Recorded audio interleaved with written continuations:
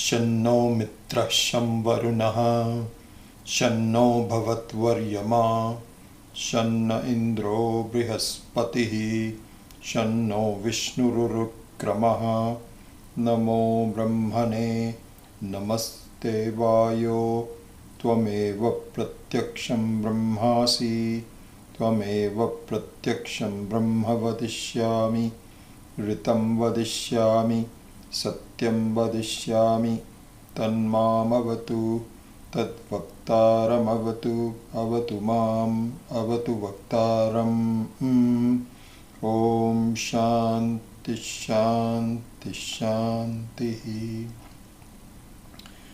सहनाववतु सहनौ भुनक्तु सह वीर्यङ्करवावहै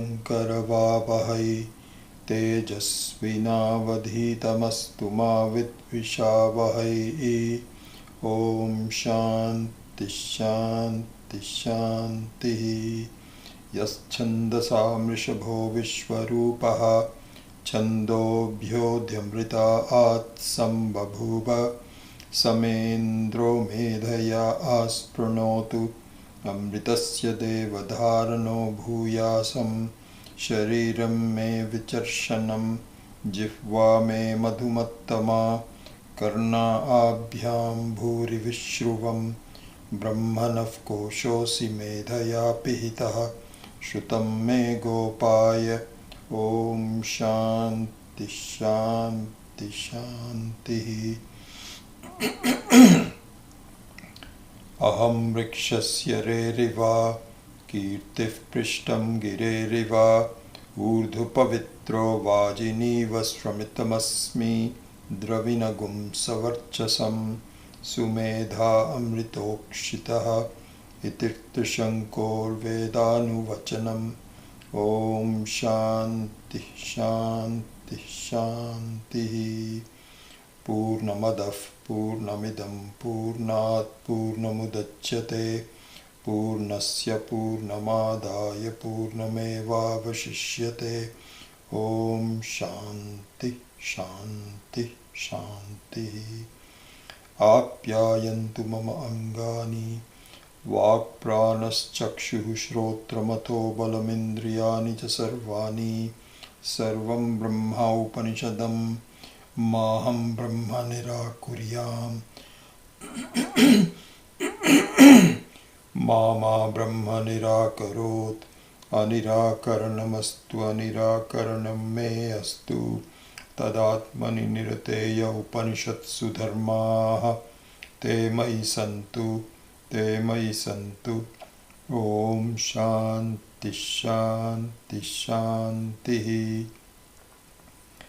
वाङ् मे मनसि प्रतिष्ठिता मनो मे वाचि प्रतिष्ठितम् आविराविर्म एधि वेदस्य मानि ईस्थः श्रुतं मे मा प्रहासीः अनेनाधितेन अहोरात्रान् सन्दधामि ऋतं वदिष्यामि सत्यं वदिष्यामि तन्मामवतु तद्वक्तारमवतु अवतु माम् अवतु वक्तारम् ॐ अवतु वक्तारम् अवतु वक्तारम् ॐ शान्ति शान्ति शान्तिः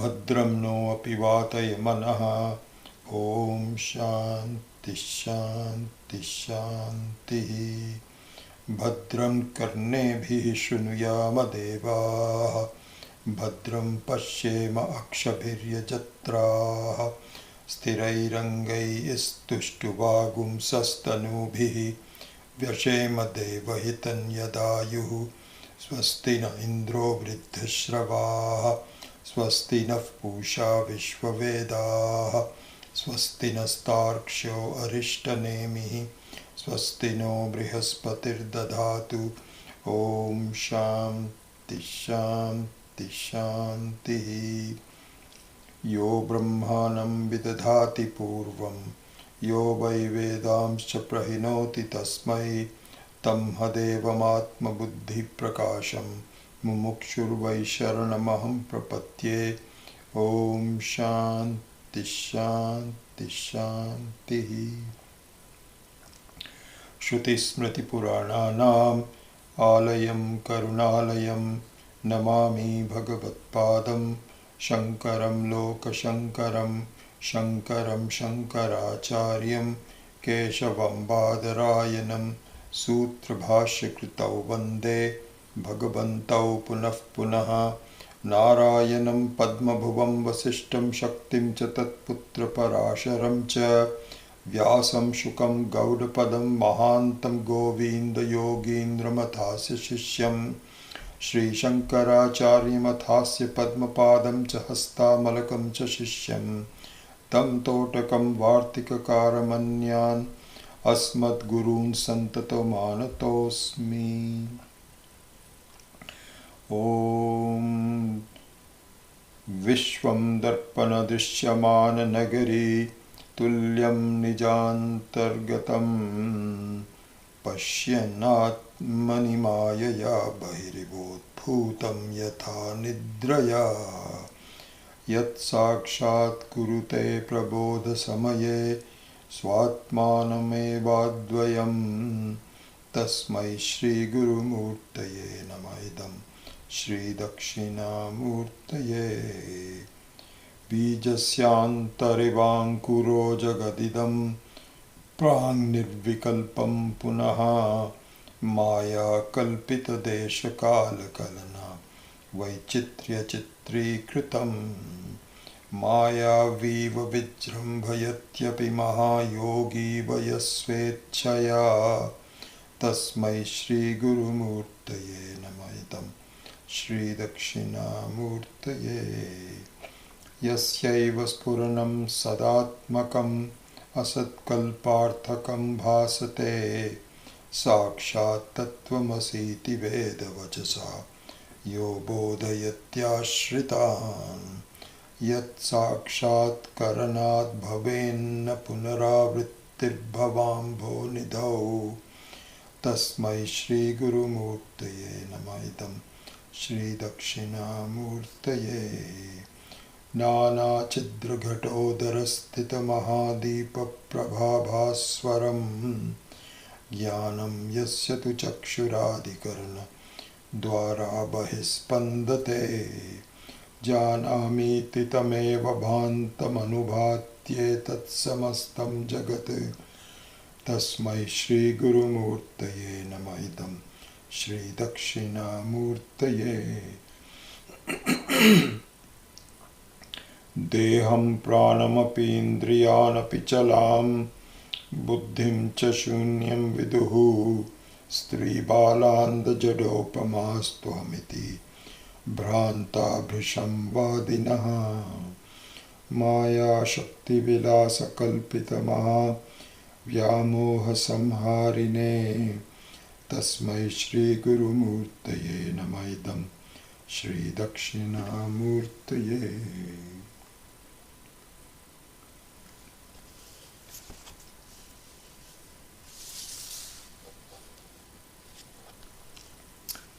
So we are tackling the First Sutra, Athato Brahma Jigyasa. So a couple of things. One is that we are still having some freezing of the transmission problem, and Raj and I are actually working on it, and he's going to come over and look at some connections in the next day or so. We couldn't do that today, so we may have still some freezing, but I think we're going to solve it. I'm very confident. It's a matter of just figuring it out. So please be patient. I don't. If it is completely broken off, then certainly a text. I would listen to the text. I would watch. I would see the text. But if it is not broken off, then I'll just keep repeating whatever was missing. Anyway, we'll get through that. I just want to let you know. The other thing is that today we will complete the First Sutra. And And then we will go on to the next step. And the next step I thought we would do is, instead of straight away going to the second sutra, I think we will spend maybe a class, maybe a full class, maybe a little bit less, I don't know, on the first shloka of Dakshinamurti Stotra. As I had promised you that this is what I was going to do. And I think it would be good to have some direct teaching of the Vedanta. Because this is really not in that sense a direct teaching. This is more of an analysis of the teaching. But Dakshinamurti Stotram gives an opportunity for us to do some direct teaching. So we will do a little bit of that, and then followed with a meditation on the first verse. So the next class will be based on the Dakshinamurti Stotra, and then after that we will switch over to the second sutra of the Brahma Sutra. Okay? So I just thought I would give you a roadmap of where we are going. Okay, so let us summarize and wrap up the first sutra today, Athato Brahma Jigyasa. So in revising the overall thought behind the first sutra, what is being talked about here is the entry to the study. So we talked about it. This is like a door which is neither outside nor inside. It's an entry to the house. So the house here is the teaching of the Brahma Sutras, teaching of the entire Vedanta Shastra, which is summarized in the form of sutras. That is the teaching, that is the house. And the entry to that is being discussed here. Who should enter and how can you enter? How does that happen that you enter? And it's interesting, there's hardly a month or a week even go by when I'm not asked by some of the friends, how did you get started on this? How come you are so involved in the study and teaching of the Vedanta? Because normally we don't see that. What happened in your life? This is a normal question I get. I sometimes ask myself also the same thing. And it's interesting. Swami Paramarthananda had given a very interesting analogy to this. This is all pertinent to the first sutra. So it's not, I'm not taking a diversion. It is the main thing, which is how does it get started, and what are the preconditions? What are the qualifications? Qualifications in the sense that you cannot really get most out of it until you're qualified, but you'll get something out of it even if you're not qualified. So the qualification is not black and white, it's some gray. Anyway, so Swami Paramarthananda had given us a very nice analogy of this. And it's in this form of which I've been discussing in many of my classes, of electricity and an appliance. So these are the two elements to this example. So the preparation, the pre-qualifications is kind of like an appliance. Appliance in the sense, so let's look at a kind of like a bulb, electric bulb. Then there has to be some particular way it has to be developed and manufactured. How the filament in the old ones, the filament would have to be of a certain, all the subtleties of the filament and so on, and how it is connected so that it doesn't burst. And yet there is given it converts the electricity into light. That's the whole idea about the appliance. So this is one thing. And the other one is the availability of light. The availability of electricity. So now here, if the electricity has been well connected to throughout the house, and you put an appliance in and it doesn't work, then the conclusion is that the appliance needs to be better.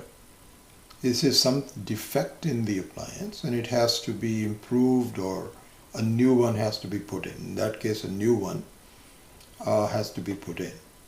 So this is one thing. And as soon as the electricity is already flowing, but the moment you put the appliance in, which is working, a working appliance, it lights up. It gives the it removes all the darkness. The other case is that the appliance may be functioning. It's already, you buy a brand new bulb from the shop, and there's no reason why it shouldn't work. It's all been well manufactured, well developed, everything. But then and you can actually put that into the socket. But if the electricity is not there, then it does not eliminate the darkness that it is supposed to. So now this is the example. Now looking at in our lives, what happens is that there is a certain subtlety of the mind which one has to develop.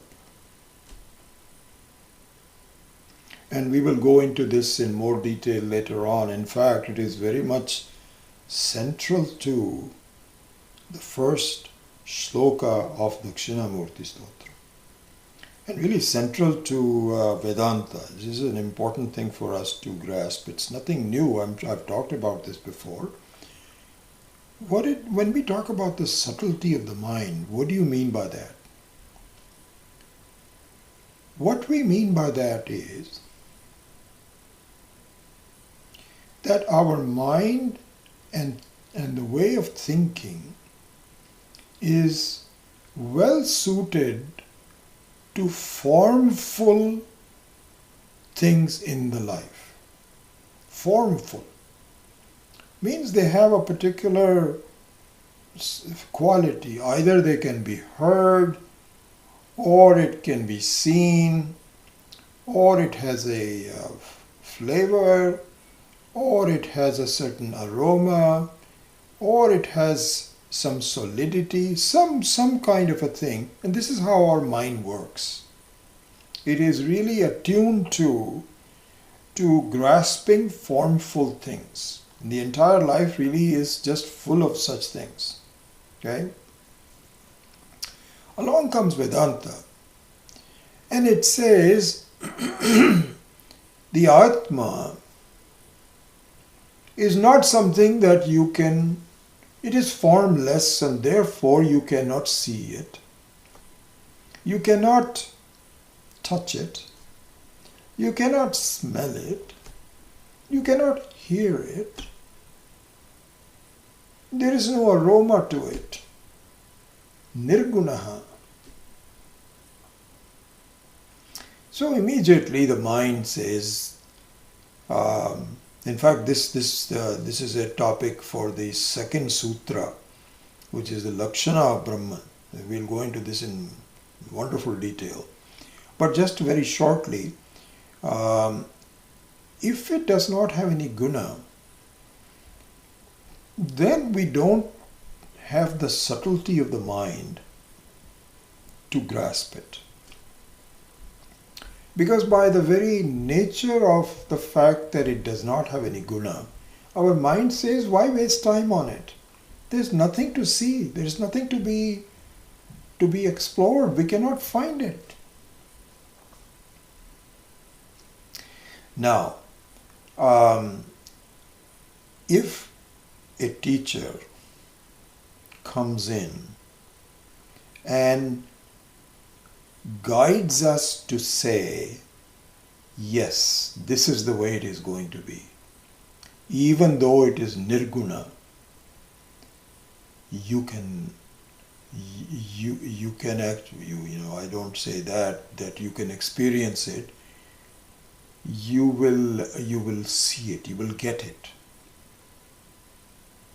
Now, the way this is communicated is important, because it is not something that can be easily dismissed, and something that has to be seen in a very subtle way. Well, I'm making a big deal about it. What I'm saying is that there has to be a certain sense that yes, this is a possibility and I want to look into that.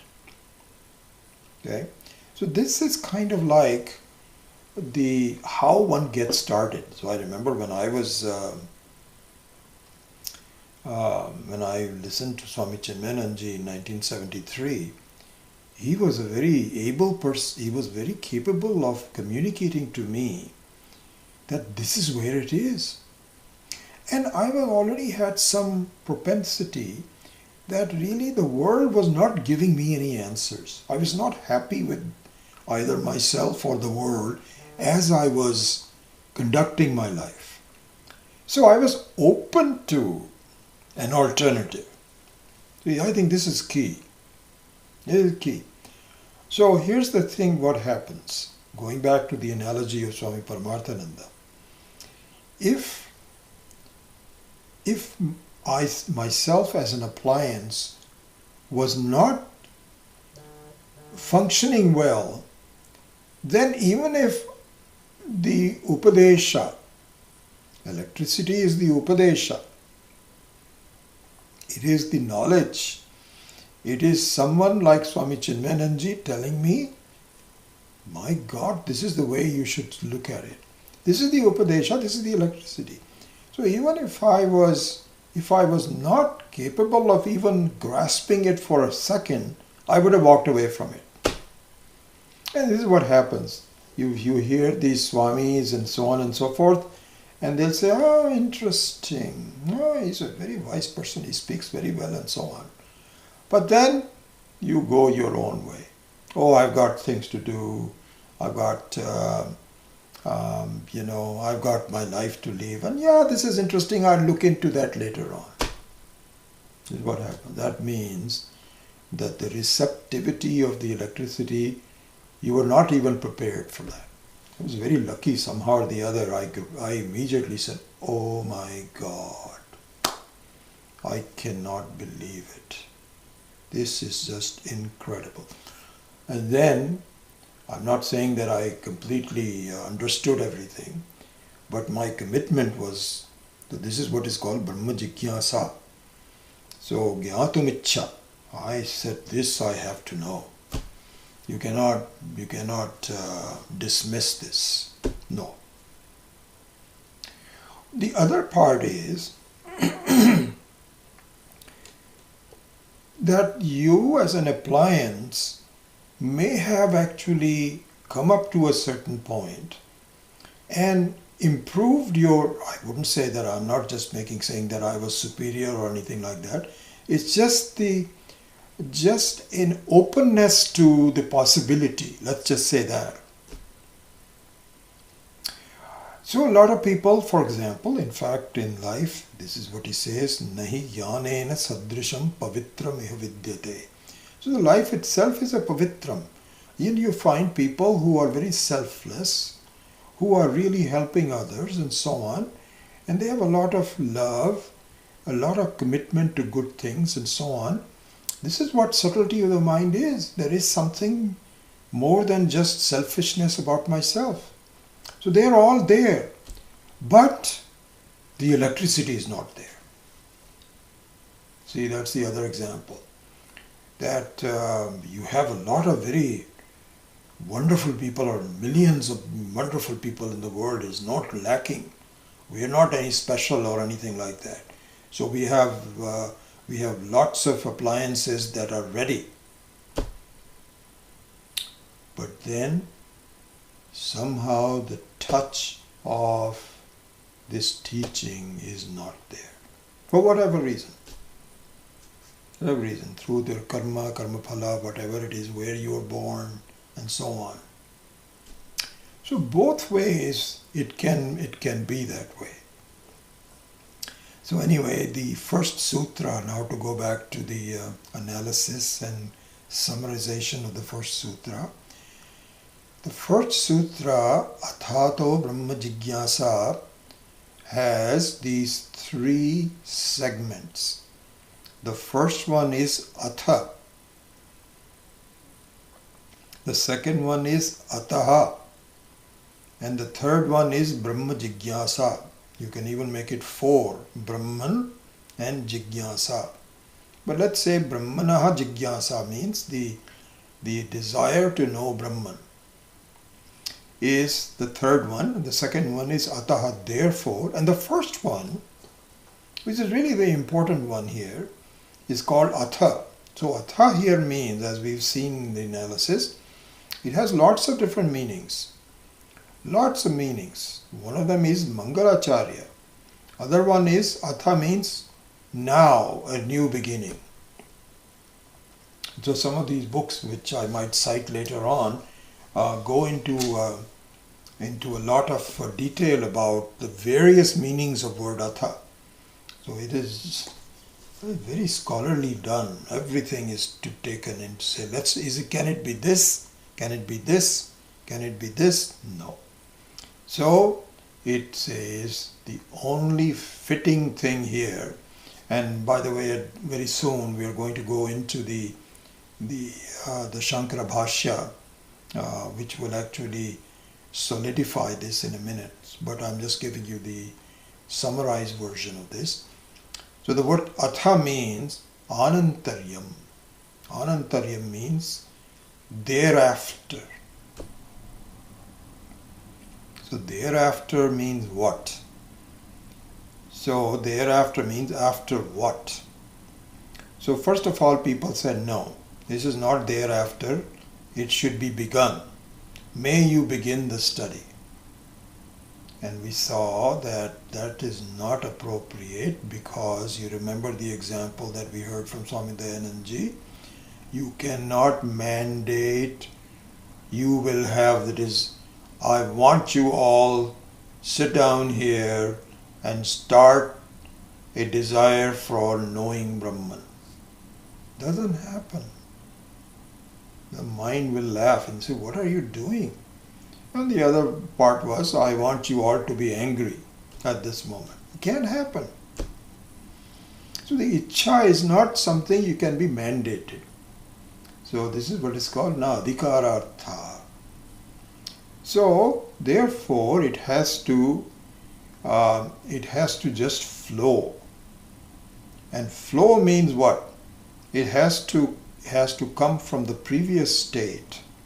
And then the readiness of it really is what is talked about, Anantaryam, thereafter. So then we saw the other analysis of this. The Purva Paksha, first of all, the Purva Paksha says, after what? That doesn't make any sense. So we said, no. As we have talked about it, that this is something very subtle. And until you are ready for the subtlety of the Nirguna Brahman, you cannot even think about it. And so this is Anantaryam. You need to have some kind of a subtlety of your mind. This is what this is. So then the Purva Paksha says, okay, I accept that. That makes sense.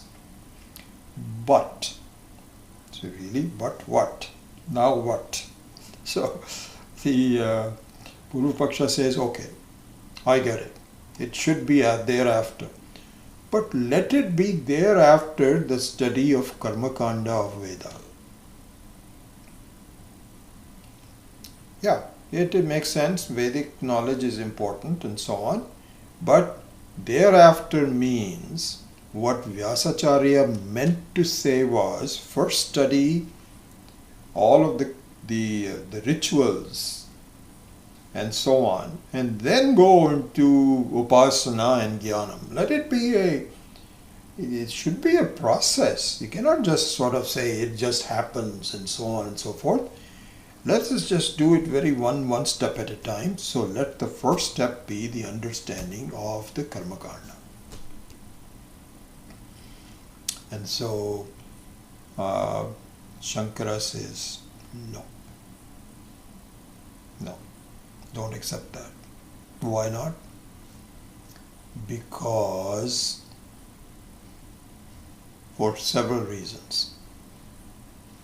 One is that people that are known to have grasped this subtle truth never went through any karma study. Never went through. They straight away, some heard something and they are starting to say, I mean, that's what happened to me. Even though my grandfather was in Arya Samaj in Punjab, and Arya Samaj is very much karma kandins. So we used to have in our house a lot of havans, a lot of rituals and so on. I was not but I had a lot of influence of that, but I never really did much of it on my own. I was just one of those typical kids who were saying, I don't know what's going on here. And so it never really impressed me that much. So I never went through that. And yet when this thing came up with Swami Chinmayanji and later on with Swami Dayanandji, then I said, oh my God, this is true. So I never went through that. So this is what Shankara also argues, that you have people who have never done any karma kanda. How does it happen? The second reason is that if you want to insist, supposing you say, no, it cannot be done, it has to be done this way, then what is not to say that it could have been done in the previous life? I don't know if I gave you this example of the Saptavada Nyaya. The Saptavada Nyaya, I think I may have given it to you. I don't know if I'm repeating myself, please forgive me. That this person went to a shop and said, to a restaurant and said, I'm very hungry. Do you have vadas? So they said, yes, we have a vada. Is it a big one? He says, yes, we have a big one. It'll quench my hunger? He says, sure. He says, okay, give it to me. After one vada, he was still very hungry. So he had another vada and he still was hungry. So he had 7 vadas. And then when the bill came, he only paid for 1 vada. So the attendant says, sir, you're only paid for 1, you should do for all 7. You had 7 of them. He says, no, because only the 7th one fulfilled the promise you gave me, which is that it will remove my hunger. So that's what I am paying for. So now, person can argue, no, this is not right, because I have seen someone else eating 1 vada and he's already full. His hunger is gone. And so there's something wrong with this picture. They said, sir, nothing is wrong with the picture. What happened was that your friend who only removed his hunger with 1 vada already had some other food before that. That sometimes happens, you say, oh, let's join for lunch and so on and so forth, but you've already had something, so you're not very hungry. So you take some soup or something like that, that's it. Just to give company. You don't feel rude, where you're just watching the other person eat. So you're also participating, but really you're not hungry. So this way, Shankara argues that what is to say that the Karma Kanda study was not done in some previous life? Maybe, we don't know. The fact of the matter is, Karma Kanda is not necessary for the study of Vedanta. So this is how the argument goes. So, Swami Paramarthananda has made a very nice comment here. He says, talking about the the bulb and the electricity, and as soon as you connect it, it should work, and so on. He says we do allow for this mercury light, this tube light. And what happens is that when you first connect the tube light, it seems like it's not working because it just has a little spark of light that comes out of it, but it does not really fulfill the full potential of lighting. So it keeps on flickering, walking back and forth and so on and so forth, and it takes its sweet little time to be fully functional. So he says that is okay. That is okay. In fact, this is important because, and in fact, let me postpone saying why is it important to view ourselves as a mercury light in just 1 second. So let me postpone that. I'll come back to that in a minute. But what it said is that, okay, fine, you don't. So the Purva Paksha asks this. This will all is given in the Shankara Bhashya, which we might come to. It's a very detailed one.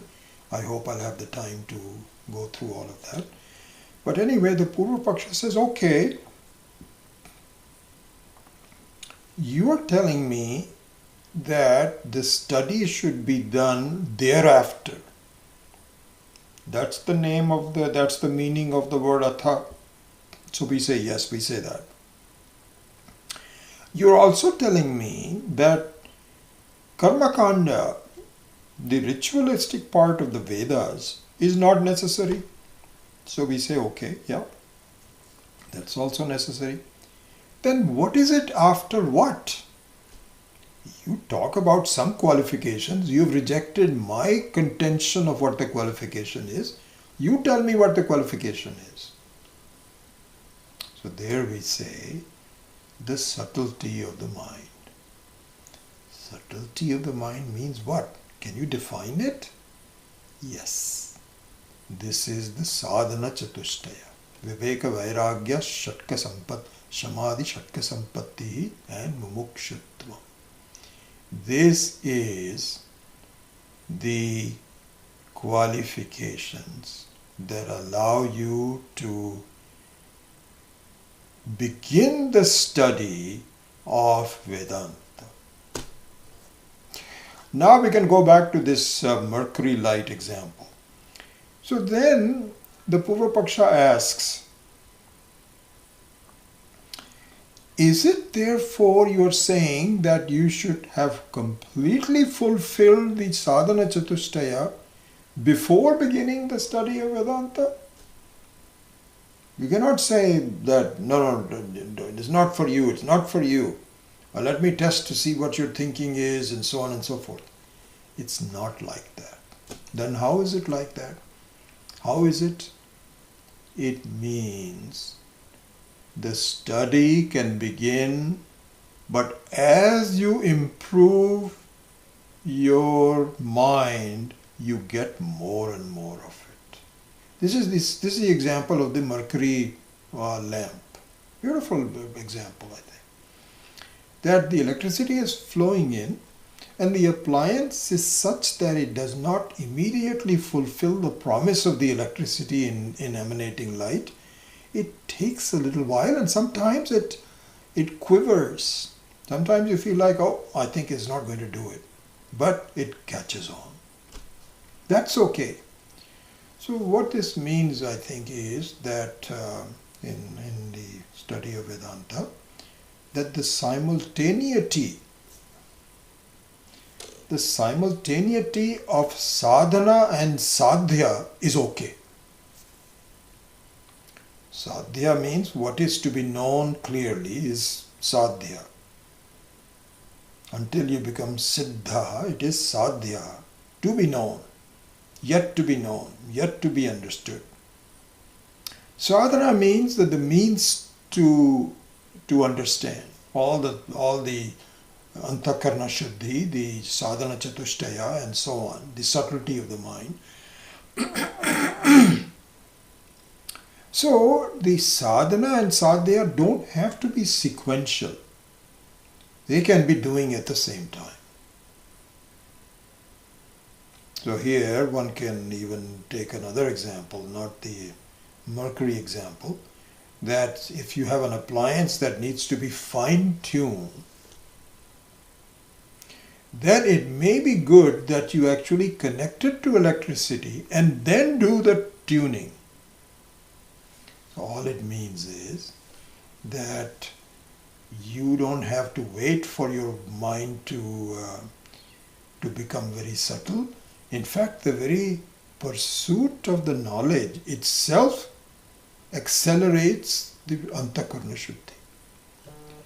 But the fact of the matter remains that until you have antakarna shuddhi, purity of the mind, subtlety of the mind, all the same thing, you will not understand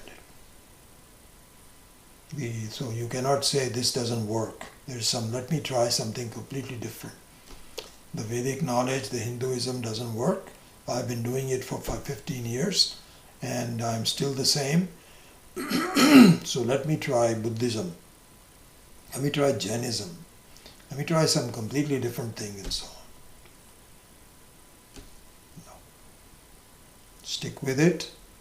It's just don't blame the vidya, the teaching. Improve yourself and you will see how you start to get it.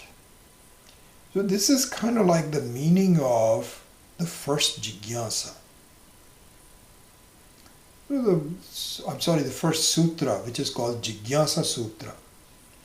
This is the main thing, is the process of entering the house of Vedanta Vichara. Really speaking, the entry into the home, we would say that if you were to translate Athato Brahma Jigyasa, it means therefore the study of Vedanta Vichara, the undertaking of the thinking about the Vedanta should be done. Kartavya. Vedanta Brahma Jnanaya, if you look at it from in Sanskritam, Brahma Jnanaya, for the sake of knowing Brahman, Vedanta Vicharam Kartavya. It should be done. This is the essence of the first sutra, Athato Brahma Jigyasa. And the stages are Jnanam, Jnana Nishtha, Paroksha Jnanam, and Aparoksha Jnanam. These are the four stages.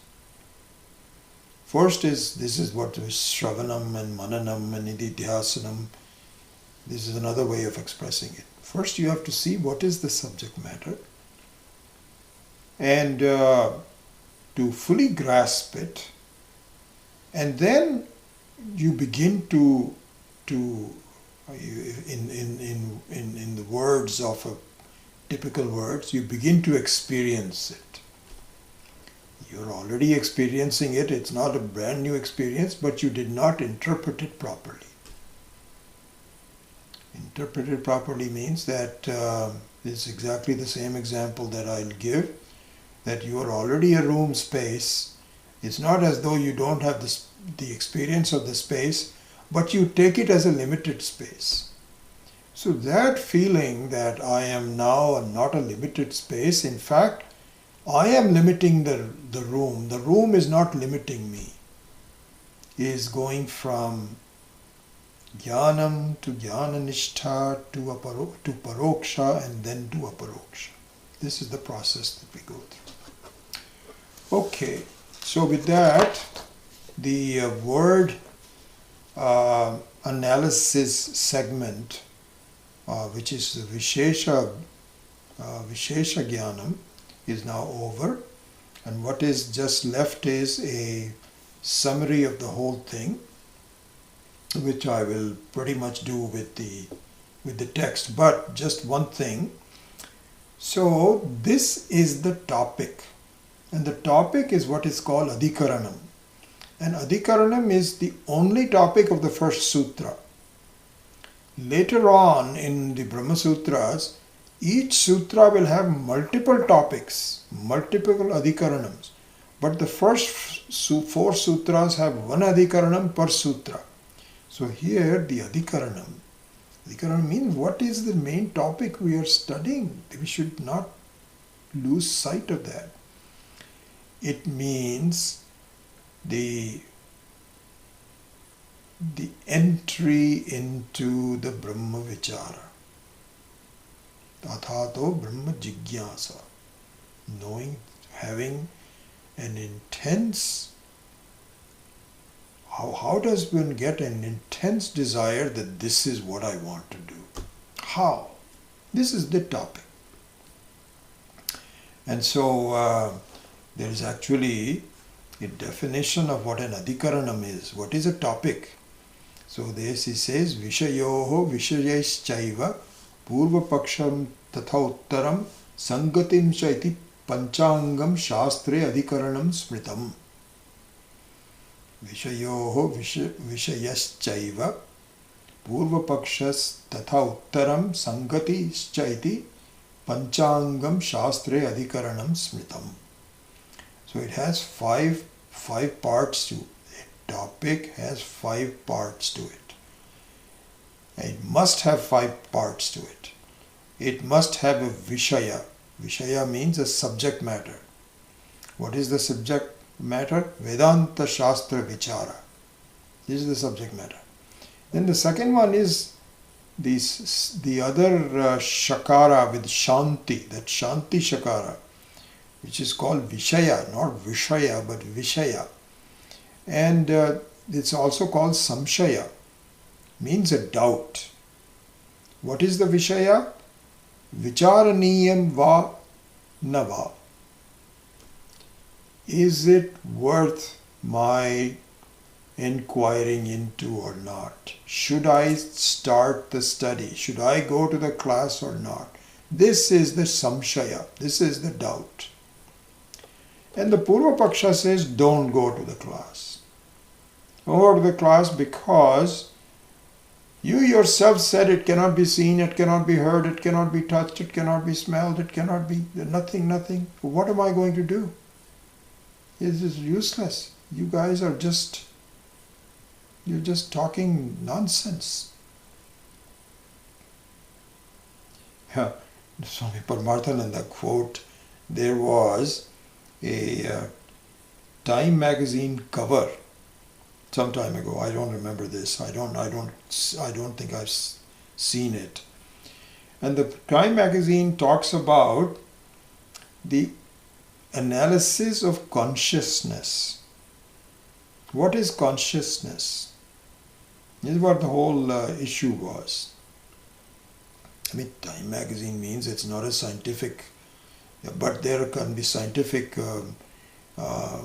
publications also that also analyze. Anyway, what Time magazine does is to summarize what they can see from the various, they do a good job of researching. And what they concluded was that consciousness is just an illusion of the brain matter. That's it. It's just a kind of like it's some kind of a thinking.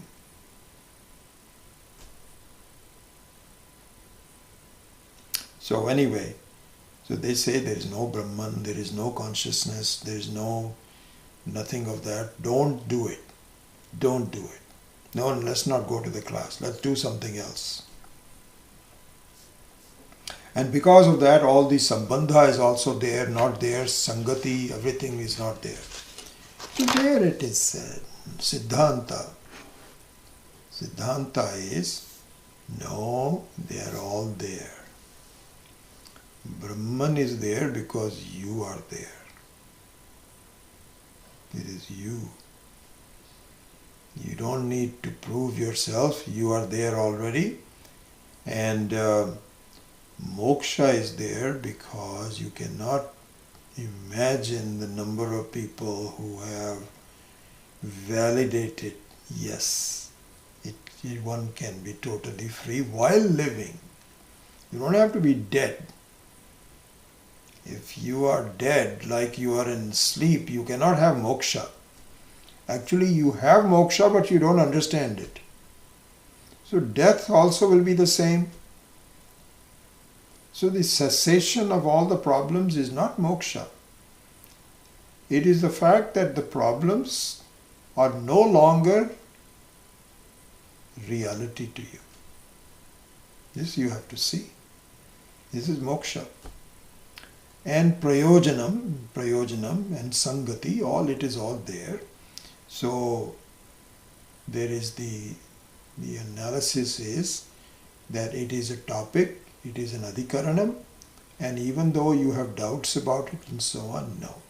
This is all very, and in Hindi it says pakka, is absolutely solid. Okay, so now having done that, let us take for the remaining time as much as possible the Shankara Bhashya, and we will correlate it to what we have already studied. So let me just say this, that the way Swami Paramarthananda is doing this is wonderful, and that he has not relied upon a word-for-word translation of the Bhashya. He has summarized the main conceptual thought, which we have already gone through. So you don't need to do this, but if you were interested in getting into more detail and specifics, you may do so by looking at the Bhashya and also the translation of that in your own vernacular language. Or if you know Sanskritam, then you can straight away understand it. And for that, there's a lot of books are available. We have chosen Swami Gambhirananda's book, which is, I think, very good. I really like it. And that is all that you need to do if you want to do this. You just read the necessary sentences from the Bhashya, and then you can correlate it to the translation, as we will do today. But even the Gambhiranand translation is very succinct and doesn't go into the detail. And if you want to do that, you'll have to find some other sources of doing so. And what Swami Dayanandji had recommended, and a lot of other acharyas do also, that the best tika on the Bhashya is what's called Ratna Prabha, the light of the jewel, Ratna Prabha. And this is the definitive book that clearly talks about all the details of the Bhashya that need to be filled in. And there are Ratna Prabha is available. It is written in Sanskrit, of course, but I'm sure there are translations of different languages. The one that we got was the one in Hindi, which I think I've mentioned that before. If those of you that are Hindi speaking and also you have some funds, this is a very expensive book. And on Amazon, I think I mentioned it to you, this is $90. Not just one book, this is one of 6 or 5, I think 5 volumes. So I think they may have now connected into two volumes, and it's $90. My God, that's a lot of money. Or you can get it from India through some friend or something. Just absolutely marvelous. Even now, yesterday I was looking at some of the clarification of some things. So well done.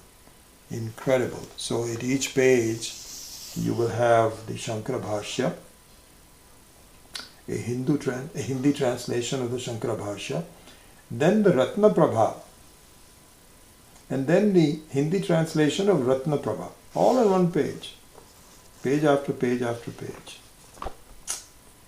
So much wonderful. So for example, let's now see. We already started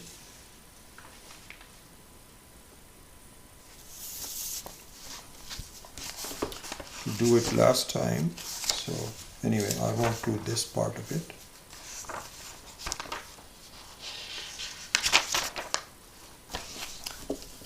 We'll do this later on. So let's look at the Shankara Bhashya. So I already did the first sentence, which is Atra Atha Shabdaha Anantaryarthaha. We've done that. It means that it is in the form of continuation. Parigrihyate. It is to be grasped as an Anantaryartha. Na Adhikarartha. Not a new beginning. Brahma Jigyasayaha Anadhikaryatvat.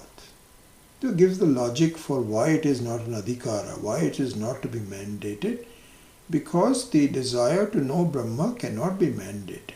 Therefore, it is not a mandate artha. Then the second one is Mangalasya cha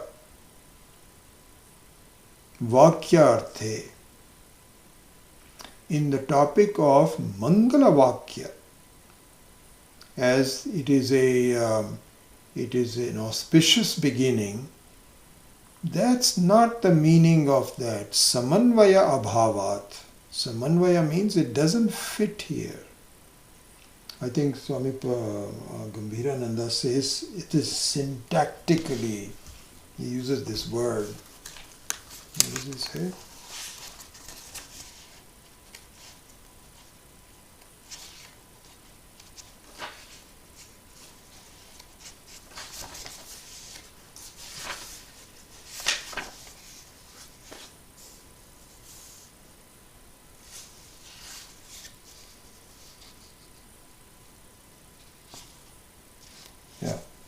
On page 7,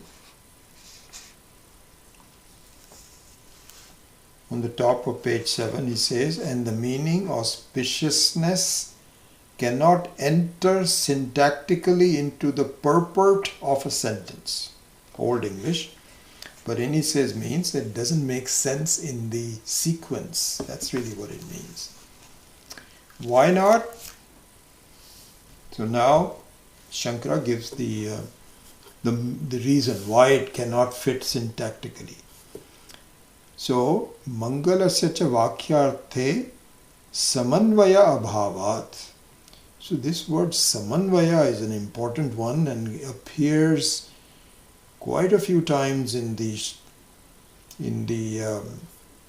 Brahma Sutra. In fact, in Sutras number 3 and 4, this is the main topic, Samanvaya.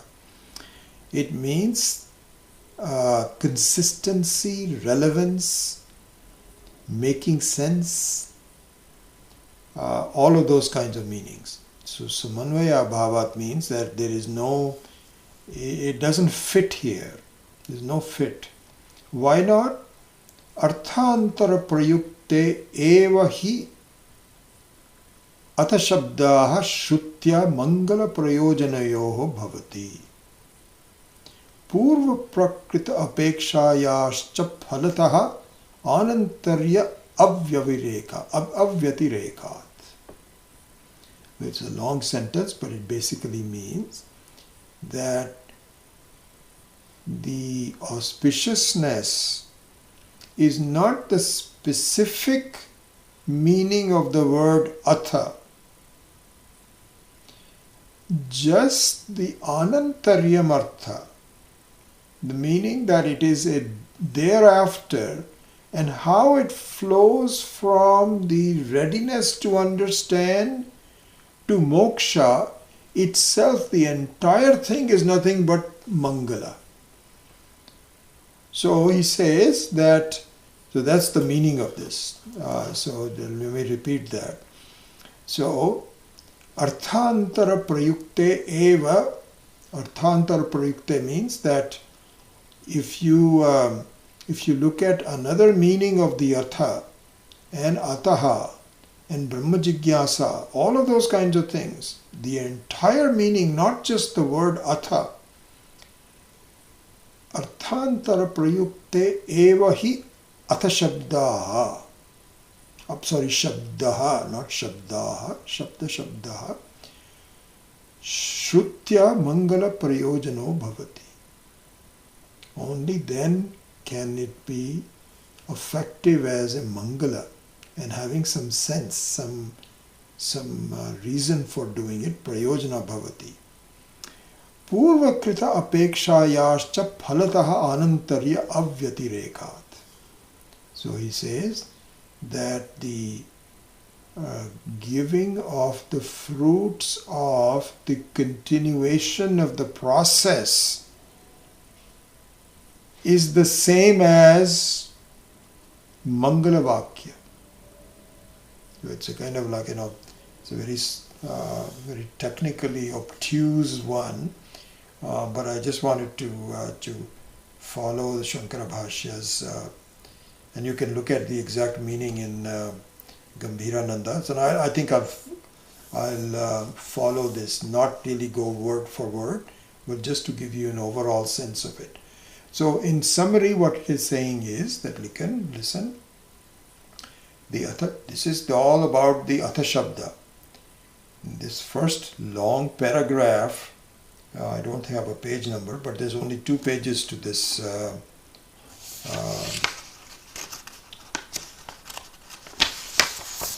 2 pages of the Shankara Bhashya that I gave. So this is the first page.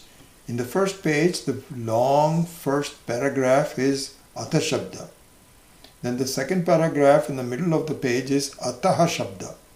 And the third paragraph is Brahmanoho Jigyasa Brahma Jigyasa Shabda. So the first one is Atha Shabda. In the Atha Shabda, he says that it is not Mangala Vartha because the whole sentence is a Mangala. And only when you see the whole sentence is it Mangala. Otherwise it is not Mangala. So no, we don't understand. All these are very technical things that defend a very precise meaning of each sutra. So this is how it is done. Okay, then the next sentence. Saticha, in fact, if you want, one thing I can do is just read the whole paragraph. Let me do as much as possible. Just read it. And then we will try to see if we can translate some specific. So starting with Saticha anantaryarthatve yatha dharma jigyasa purvavitam veda adhyayanam niyamena apekshate evam brahma jigyasa api yat purvavritam niyamena apekshate tad vaktavyam. In fact, we can stop here. Instead of reading the rest of it, let's finish that. So he says, this is a Purva Paksha saying. This is a Purva Paksha. Purva Paksha says that listen, just like you have Dharma Jigyasa, so he is comparing Brahma Jigyasa to Karma Jigyasa. Dharma Jigyasa means that all the Vedic karmas in the form of dharmic rituals that need to be done, and therefore you need to start that. And so similarly the Brahma Jigyasa should be the same. That's how it should be said. Vaktavyam tad vaktavya means that's how it should be presented. Saticha anantarya arthatve, in the subject matter called anantarya arthatve, if that's what you are saying, yatha dharma jigyasa purvavritam vedya adhyayanam niyamena apekshate. So he says, just guys, in the case of dharma, just like the study of dharma. Dharma means all the what is dharma means, all of the constituents of it, what rituals you have to do, all of that. Just like niyamena apekshate, it has a relevance with respect to a certain standard of doing it. The same thing should apply to a Brahma Jigyasa api, yat purva vritam niyamena apekshate tad vaktavyam. He says, no. Swadhyaya anantaryam tu samanam. No, he says Swadhyaya Adhyayana. I'm sorry, it's not a no yet.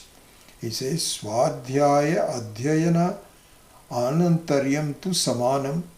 So he says that study of it and to talk about it, to do the Adhyayanam is the same. It is the same. So there's no difference. I don't see anything. So he says, Nanu. So he continues. This is all Purvapaksha saying. Nanu means that, wait here, look at it this way. Iha, in this manner, karma avabodhana anantaryam visheshaha na dharma jigyasaha pragapi adhita vedantasya brahma jigyasa upapattehe. So he says that just like in dharma jigyasa also, karma avabodhanam, you should know all the details of all the rituals, etc. I don't see any difference. It should be the same as in Brahma Jigyasa.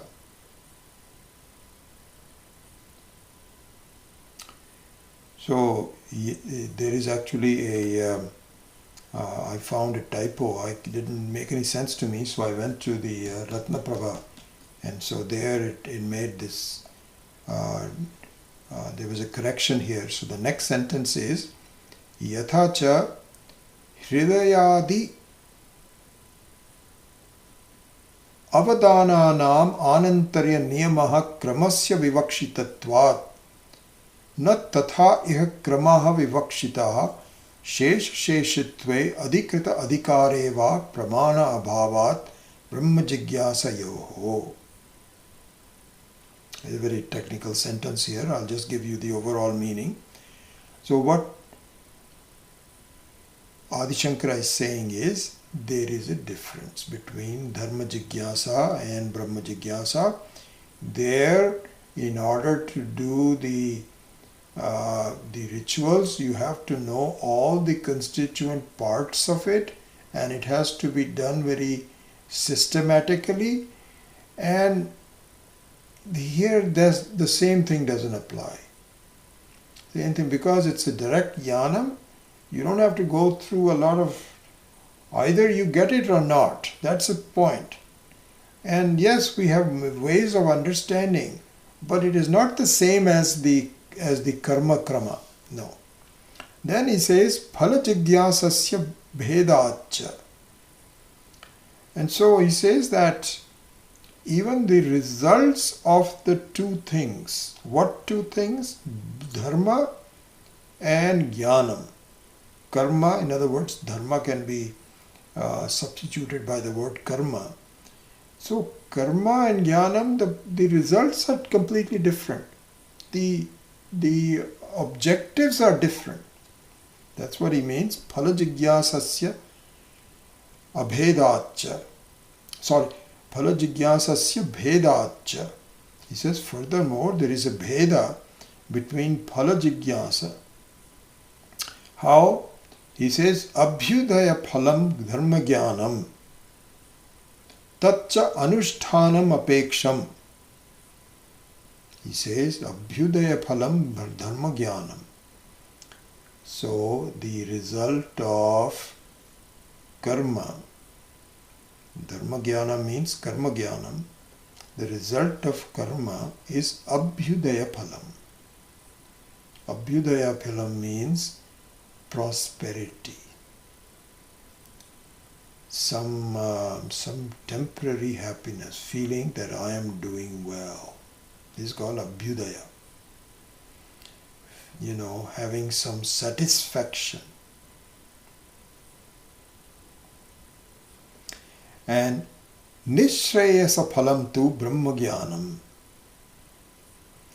Nishreyasa phalam means that not just a experience of prosperity, of happiness, but the very the very swarupa of Ananda.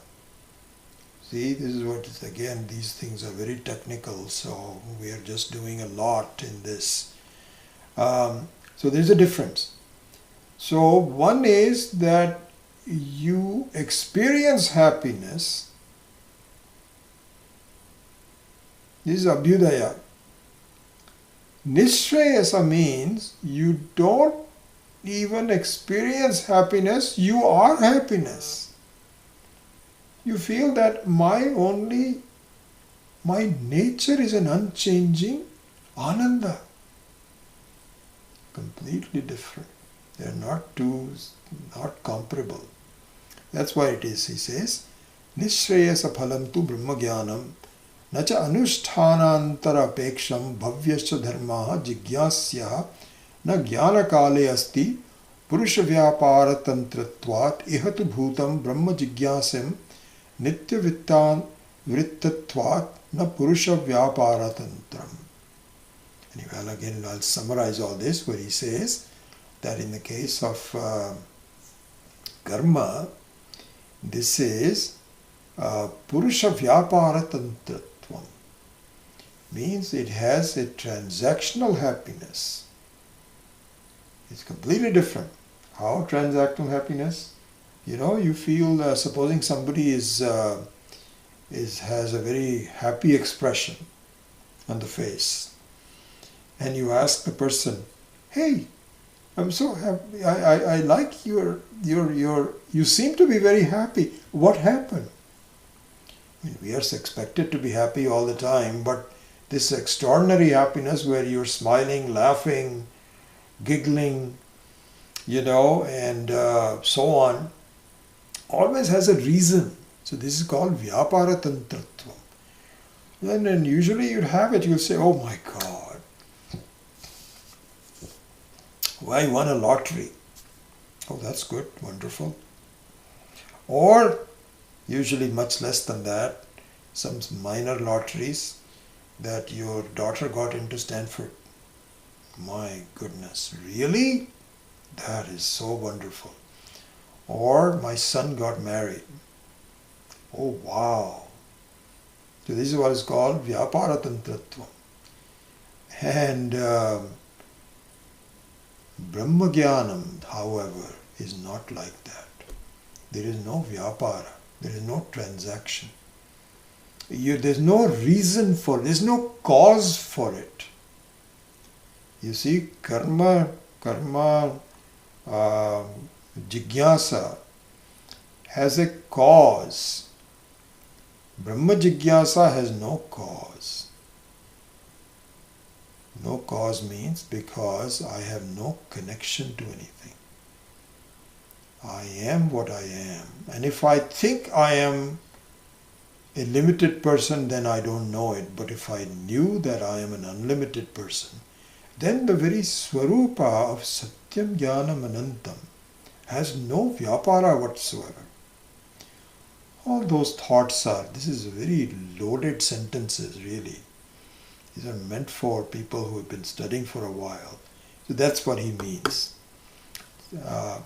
Then the rest of the sentence, rest of the paragraph rather, explains it even more.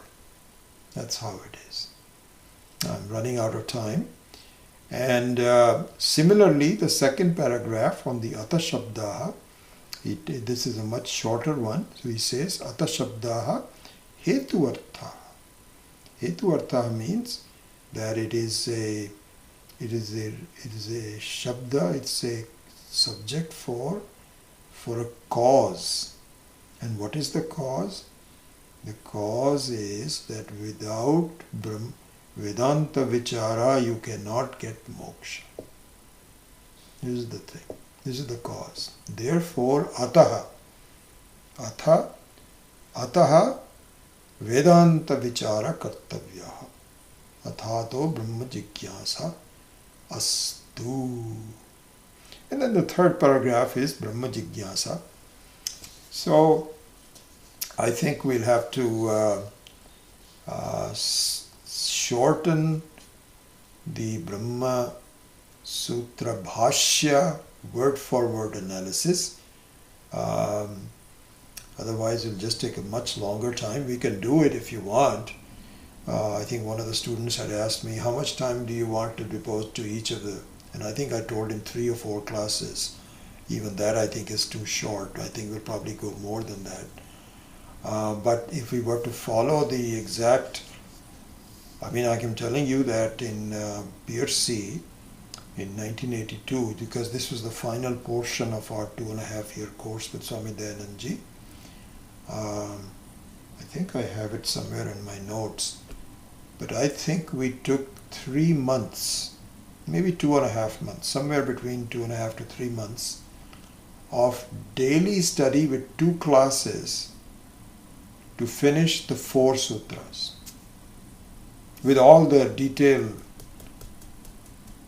bhashyas, every word, and in fact with the help of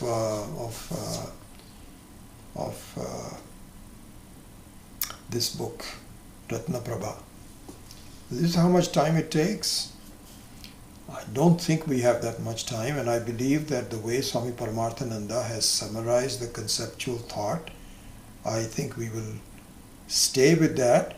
But I do want to go through selected portions of the sutras, the bhashyas, to give you a connection between the translation that you can refer to. If you have the time, you can actually do each one sentence at a time, look at the English of it, go to the next sentence, look at the English translation. That is possible. You can do that. But I leave you to do it. I'll do some portions of it, but not entirely. Anyway, this is what I think we should do. If you differ from it, please let me know. So with that, let's close with a prayer and then call it a day. Second 5 verses of Dakshinamurti Stotram.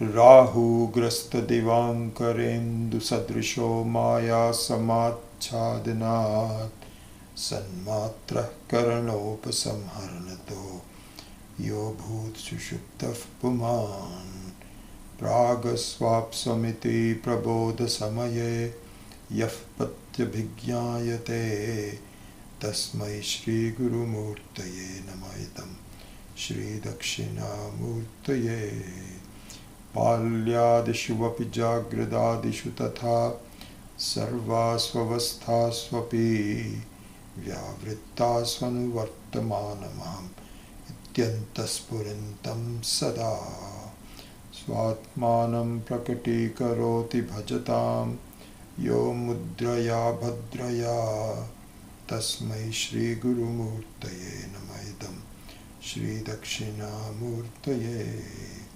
Vishvam pashyati karya karanataya swaswami sambandhataha shishyacharya tathaiva putradhyatmana bhedataha swapne jagrati vaya esha purusho maya paribhramitaha tasmai Shri Guru Murtaye namaidam Shri Dakshina Murtaye Bhurambhamsya nalo nilo ambaramaharnartho himamshuh puman ityabhati characharatmakamidam yasyaiva murtyashtakam nanyat kinchana vidyate vimishatam yasmat parasmat vibho tasmai Shri Guru Murtaye namaidam Shri Dakshina Murtaye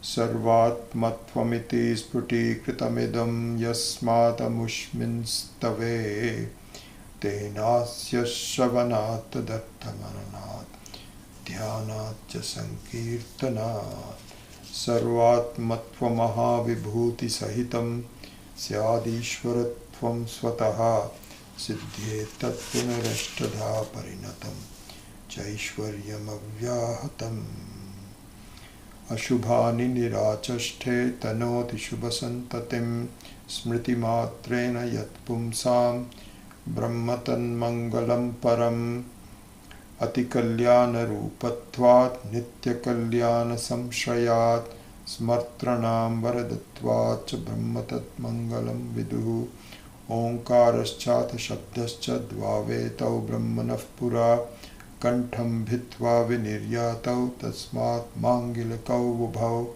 Om Atha Om Atha Om Atha Asato Ma Satgamaya Tamaso Ma Jyotirgamaya Mrityorma Mritam Gamaya Om Purnamadav Purnamidam Purnat Purnamudachyate Purnasya Purnamadaya Purnameva Vashishyate Om Shanti Shanti Shanti Harihi Om Shri Gurubhyo Namaha Harihi Om.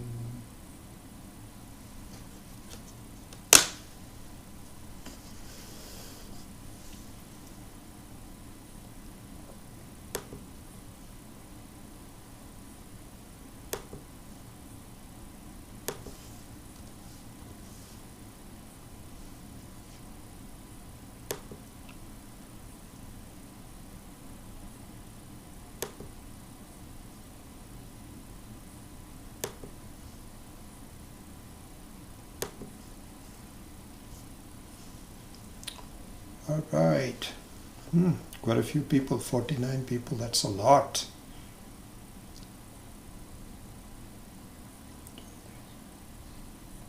Chandra, Vishwanath, Surendra Bhargava, Sanjeev, Shanti Kumar, Lakshmi Kaushik, Surjit, Nagaraj and Chandra, Shrida, Chris, Ramamandalam, Shubha, Srinivas, Gajananam, Rani, Shobana, Keshav, Rajvel Puri, Lichi Chu, Virendra Singh, Suresh Bilani, Ashish Asthana, Vijaya Bhatt, Subroto, Satish, Girish Sharma, Rachel, Jyoti Shekhar, Illa Joshi, Chawla Joshi, K. Shankar, Kristen, Varun, Arvind Taylor,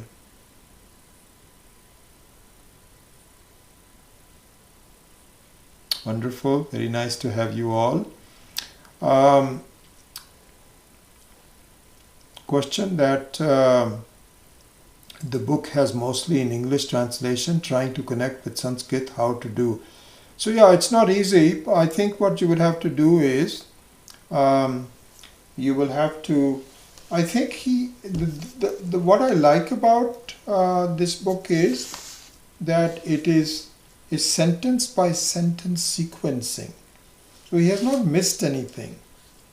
He has not missed anything. And so what you can do is, obviously you have to have some knowledge of Sanskrit, but if you do, then you can read a whole sentence, or in some cases portions of it, and then try to connect it with your own notes and saying this is what it is. Not easy. Not easy. I wish there was a better way to do that. It is done better in vernacular languages. Why? Because even there the vocabulary is the same. In Hindi, if I have some difficulty in connecting, I can immediately see what words are being used. And they're using similar words, in some cases synonyms. So it's much easier to connect. But these things should be taught by a teacher online with, that's how it should be done.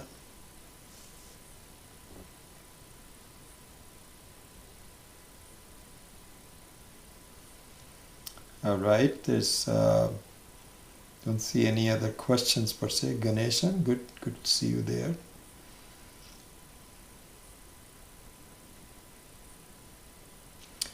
So we will do the first shloka of Dakshinamurti Stotram, and also followed by a meditation on it. So I think you will enjoy that. And then, time permitting, we will go into the second sutra beginning. All right. Otherwise, we will wait for the following class to do so. Right, so if no more questions, I appreciate you all coming to the class, and look forward to seeing you next week. Om.